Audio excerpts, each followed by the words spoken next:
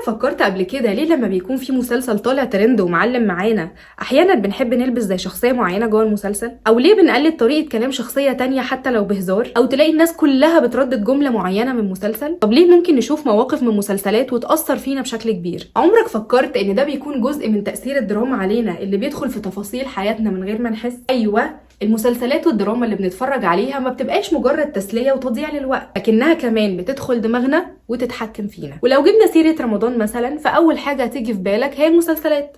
هو ده السيزون بتاعها، هي الحاجة اللي بتجمع الناس حوالين التلفزيون وبتبدأ المناقشات اللي ما بتنتهيش. الدراما ساعتها فعلا ما بتبقاش مجرد وسيلة للترفيه، لا، دي بتبقى وسيلة مهمة جدا لتغيير أفكارنا وسلوكياتنا. وأنا النهاردة جاية أوضح لك شوية حقائق عن تأثير الدراما والمسلسلات علينا وعلى حياتنا اليومية، وإزاي إنها ممكن تغير في الذوق العام وتأثر عليك بشكل مباشر، زي إنها ممكن تخلي شخصية معينة تأثر على طريقة تعبيرك وتعاملاتك وحتى على اختياراتك في الحياة. طب هي الدراما تمثيل للواقع فعلا، ولا هي اللي بتخلق قصص مثيرة وتقنعك إنها موجودة في الواقع، وكله عشان الإعلانات والمشاهدات؟ أفكار كتير وأسئلة هنجاوب عليها مع بعض في حلقة النهاردة، تابعونا للنهاية. مشاهدة المسلسلات والدراما بيكون ليها تأثير نفسي كبير على المشاهدين، سواء في رمضان أو غير رمضان. التأثير ده بيختلف من شخص للتاني حسب نوع المحتوى اللي بيتفرج عليه وحسب شخصية المشاهد أصلا. التأثير ده ممكن يكون إيجابي وممكن يكون سلبي. يعني إيه الكلام ده؟ يعني الفرجة على المسلسلات ممكن تخليك تحس ببعض المشاعر زي الشخصيات اللي موجودة في المسلسل أو زي الجو العام للقصة. ممكن تفرح مع البطل أو تزعل عليه أو تتوتر وتغضب مع أحداث المسلسل. والتفاعل العاطفي ده بيخلق نوع من التعاطف العميق مع الشخصيات، واللي ممكن إنها تبقى سبب في إنها تشكل المشاعر الداخلية للمشاهدين. خليني أوضح لك أكتر. لو كان في مسلسل بيحكي عن قصة حب مأساوية أو عن معاناة بعض الشخصيات، فتلاقي نفسك بتحس بالزعل مع شخصيات المسلسل، أو بتتبسط لما بتتحقق العدالة، أو شخصيات المسلسل بيتجاوزوا الصعوبات اللي بيواجهوها. المسلسلات مثلا اللي بيكون فيها دراما شديدة وأحداث مثيرة ممكن إنها تكون سبب في إن المشاهدين يحسوا بالتوتر المستمر، وبتبقى القصة أو الأحداث اللي موجودة في المسلسل هي محور التفكير الأساسي للمشاهد، وده بيعمل نوع من التوتر النفسي. وده اللي أكدته دراسة اتعملت في جامعة كاليفورنيا، بتقول إن الأشخاص اللي دايما بيتعرضوا للدراما العاطفية المليانة بالضغوط النفسية أو الأحداث المثيرة، ده بيزود عندهم مستويات هرمون الكورتيزول في الجسم، وده هرمون التوتر. وطبعا ده بيأثر على الحالة النفسية والمزاجية للأفراد وبيخليهم عرضة أكتر للإحساس بالقلق. طب أنت دلوقتي لما مشاعرك بتتأثر بمشهد في مسلسل، هل كده خلاص دقيقة أو دقيقتين وبتبدأ ترجع لحياتك الطبيعية تاني؟ الحقيقة يا صديقي إنه لأ. انت ممكن ترجع لحياتك الطبيعية، بس بتفضل المشاعر اللي انت حسيت بيها اثناء مشاهدتك للمسلسل محفورة جواك، وبتبدأ تشكل كده زي كتالوج ليك بيبدأ يطلع وقت المواقف المشابهة اللي شفتها في المسلسلات، وبتبدأ تتصرف بنفس الطريقة اللي اتصرف بيها الشخصيات في المسلسل، وتلاقي نفسك بتاخد قرارات معينة او بتتصرف بطريقة معينة، وده بيأثر على سلوكك الفكري والعاطفي. يعني من الاخر يا صديقي، المسلسلات ممكن تروج لانواع معينة من السلوك وتخليك تبص للامور بطريقة مختلفة. طب ازاي ممكن المسلسلات تأثر في نمط حياتنا؟ بص يا سيدي، اللي بيحصل واحنا بنتفرج على المسلسل اننا بنبدأ نتفاعل مع شخصيات المسلسل بشكل عاطفي، وده ممكن يأثر على سلوكياتنا اللي بنعملها في حياتنا اليومية.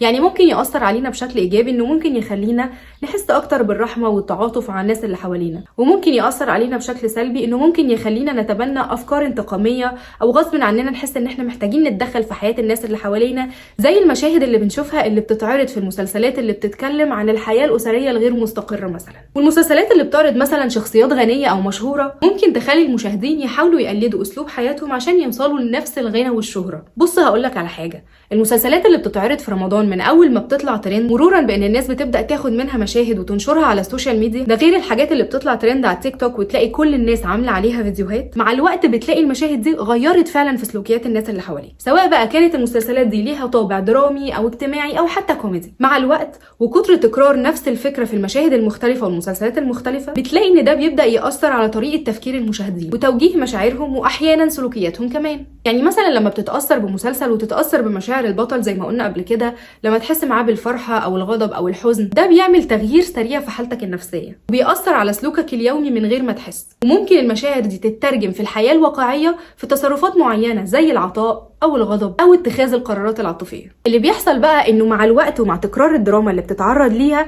ممكن الدراما دي تكون مرجع ليك في التعامل مع الناس، زي مثلا المسلسلات الاجتماعيه اللي بتتكلم عن الحياه الاسريه والعلاقات والجواز والصداقه والمواضيع اللي ممكن انها تمس حياتنا اليوميه، فتبدا تلاقي الناس اللي حواليك بتتصرف زي المشاهد اللي بتشوفها في المسلسل، بتقلد نفس سلوكياتهم او مواقف الشخصيات جوه المشاهد، خصوصا لو كانت بتتوافق مع القيم بتاعتهم. وهنروح بعيد ليه؟ هديك مثال عشان تفهمني اكتر.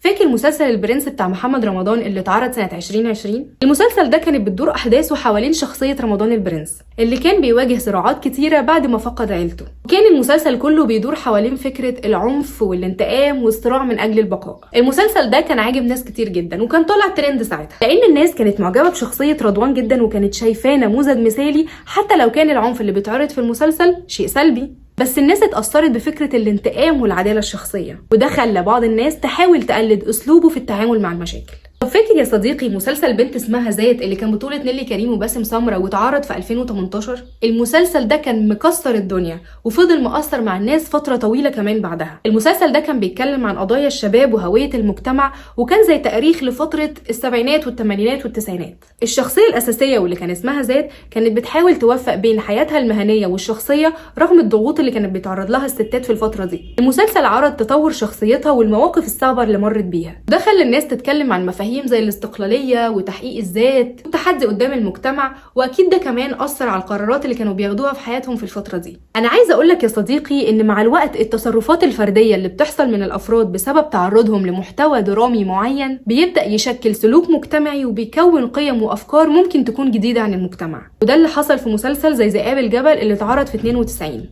المسلسل ده يا جماعة كان سبب كبير في تعليم البنات في الصعيد. أحداثه كانت بتدور حوالين شخصية البدري اللي كان شاب جامعي وكان رافض تعليم أخته زي العادات والتقاليد اللي كانت موجودة حواليه في الوقت ده، واللي كانت ممكن توصل للقتل لو البنت بس فكرت إنها تكمل تعليم بدل ما تتجوز. ومن وقتها بقى مسلسل ذئاب الجبل هو الخطوة الإيجابية الأولى في تغيير العادة دي عند كتير من الأسر السعودية، وبدأوا في تعليم بناتهم زي الشباب بالظبط ووصلوا كمان لمناصب عالية. وفي العصر الحديث مسلسل تحت الوصاية لمنى زكي اللي كان بيركز على مشاكل قوانين الوصاية في مصر واللي بتضر ملايين من الأطفال والستات. بتحكي قصة المسلسل عن أم ما كانش ليها وصاية على تركة ولادها الأيتام، وكانت الوصاية لجد وعم الأطفال. وبنبدأ نعيش مع الأم دي رحلتها الصعبة في إنها تحاول تصرف على ولادها. وبعد نجاح المسلسل بشكل كبير كان في نقاشات كتير في المجتمع وصلت للبرلمان المصري في تغيير القوانين دي. وعايزين كمان نتكلم عن مسلسل طايع لعمرو يوسف اللي اتعرض سنة 2018، وكان بيتكلم عن فكرة الطار في الصعيد والجرائم اللي كانت بتحصل بسبب الطار والقتل اللي كان بيمتد لأجيال ملهمش ذنب في أي حاجة غير إنهم اتولدوا في أسر عليها طار. وكانت أحداث المسلسل بتتكلم عن شخصية طايع الشاب الصعيدي اللي كان خريج كلية طب واللي قدر يغير العادات والتقاليد اللي حواليه وقدر يوقف فكرة الطار دي عنده. وبعد المسلسل ده زادت جلسات الصلح اللي كانت بتحصل بين الأسر السعودية عن قبل كده. انت متخيل من مجرد مسلسل تتغير وجهة نظر كتير من الشباب والأسر السعودية وينهوا خصومات كانت بقالها سنين وكانت هتوصل في النهاية للقتل؟ وعندك كمان مسلسل ليالي الحلمية واللي بيعتبر من أهم المسلسلات اللي أثرت في تاريخ الدراما المصرية، لأن السلسلة دي كانت بتعرض مشاهد بتوضح العلاقات بين طبقات المجتمع المختلفة، وده خلاها تخلق حالة من التفاعل النفسي بين الطبقات الشعبية، وده خلى الناس تفكر أكتر في القيم الاجتماعية اللي كانت موجودة ساعتها. وبرده مسلسل المال والبنون اللي اتعرض سنة 92. المسلسل ده يا جماعة قدم صورة واقعية جدا على تأثير الفلوس على سلوك الناس وازاي ممكن الطمع والجشع يأثروا على العلاقات الإنسانية، وناقش كمان قضايا اجتماعية تانية زي الفقر والجريمة وعلاقتهم بشخصيات المسلسل، وده زود وعي الناس بحجم الأضرار النفسية اللي ممكن يسببها الفقر والشخصيات الجشعة اللي بتدور على الفلوس على حساب الأخلاق. لا، دي بتفتح عقلنا على عوالم وأفكار وتجارب وقصص جديدة بتأثر في مشاعرنا وأفكارنا وحتى سلوكياتنا. مهم جدا نعرف إن اللي بنشوفه على الشاشة مش مجرد تمثيل، وإنه بيأثر علينا بشكل كبير سواء بالإيجاب أو بالسلب. عشان كده لازم نكون حذرين واحنا بنختار اللي بنتفرج عليه، ونكون واعيين لكل رسالة بتوصل لنا، وافتكروا دايما إن اختياراتكم مهمة عشان تحافظوا على سلامتكم النفسية. يلا قولولي في الكومنتات لو في مسلسل في رمضان أثر فيكم السنة دي، وما تنسوش تعملوا لايك لو عجبكم الفيديو وسبسكرايب عشان تتابعوا كل جديد. باي.